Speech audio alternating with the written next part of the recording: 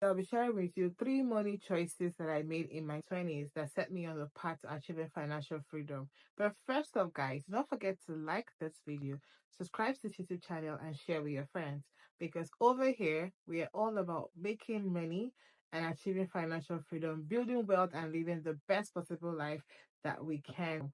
Number one is the fact that I started investing. I started investing small. Like there was no amount that was too small for me to contribute and put towards my investment. So I made it a routine and a regular occurrence. So what this meant was I deprived myself of so many things that I wanted. So in my teenage years and in my early 20s, when people were doing things, I literally did not do those things. I was just focused on stacking up my money and investing my money.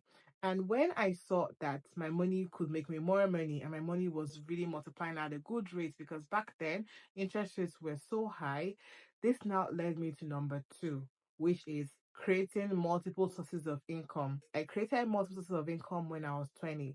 So when I was 20 years old, I realized that the way my investments were growing and the way I was earning passive income, that the passive income could be better, could be increased if I had more capital to put towards my investments.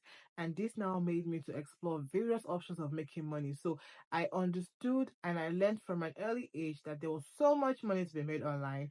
That was when I learned about affiliate marketing. I started teaching English online tutoring. I started doing paid surveys and market research. And these were ways I was earning extra income, put towards my investment and to increase my investment contribution. Number three is I gathered more knowledge. So when I started investing with fixed deposit and high yield savings accounts. And then I realized that, okay, there must be other investment options out there, that there should be other investment options out there. And then this led me to do more research and to, keep learning. And then I found out about a lot of other investment like stocks, mutual funds, corporate bonds, treasury bills, euro bonds, and this way I was able to now diversify my investments across asset classes and across asset management firms. So if you're a beginner investor, you should apply these three tips to your life and watch your life and your finances change for the better.